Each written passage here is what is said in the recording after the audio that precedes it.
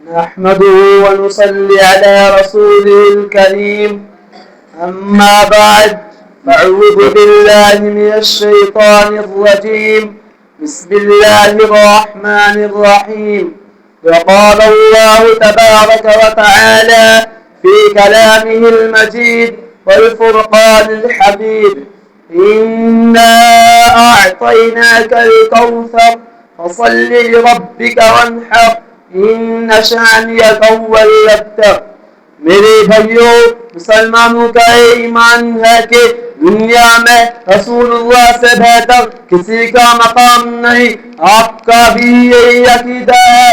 میرے بھائیوں، ساری کائنات کے درخت اگر کلمے بن جائے اور ساری دنیا کے سمندر اگر سیاہیاں بن جائے اور ساری دنیا کے درختوں کے پتے اور کاغذ بن جائے اور ان کاغذوں پہ لکھائی شروع ہو جائے، قیامت تک دنیا ان کاغذوں پر تحریر کرتے رہے.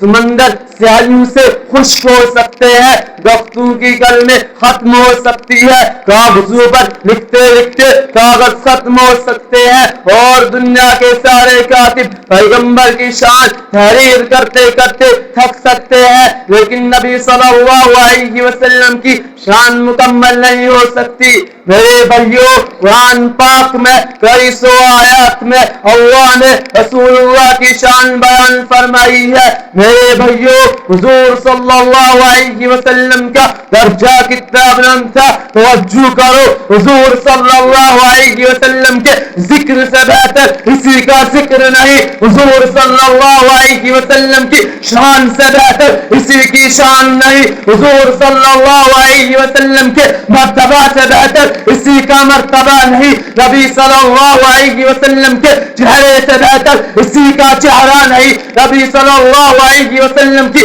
زلفوں سے بہتر اسی کی زلفیں نہیں. نبی صلی اللہ علیہ وسلم کی آنکھوں سے بہتر اسی کی آنکھ نہیں. نبی صلی اللہ علیہ وسلم کی گفتار سے بہتر اسی کی گفتار نہیں. نبی صلی اللہ علیہ وسلم کے شہر سے بہتر اسی کا شہر نہیں. نبی صلی اللہ علیہ وسلم کے علاقے سے بہتر اسی کا علاقہ نہیں. نبی صلی اللہ علیہ وسلم کی سواری سے بہتر اسی کی سواری نہیں. پیغمبر صلی اللہ علیہ وسلم کے مسکرانے سے بہتر اسی کا مسکرانا نہیں.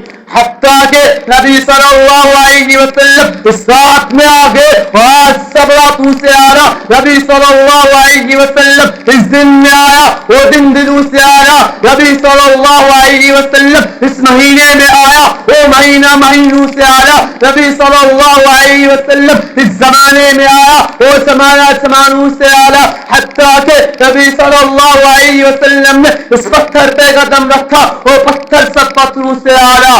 نبی صلی اللہ علیہ وسلم کی شان کا مقابلہ کوئی نہیں کر سکتا.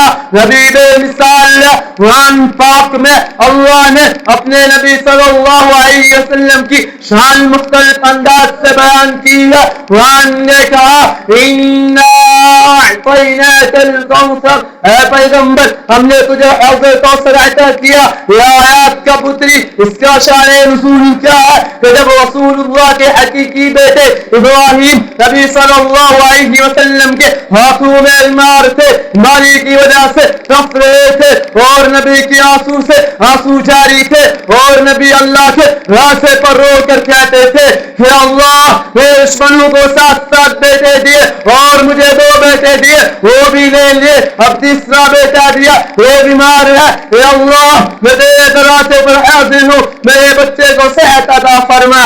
لیکن جب نبی صلی اللہ علیہ وسلم کے بیٹے جب بیمار ہوئے تو مکہ کے مشرکوں نے مذاق اڑایا.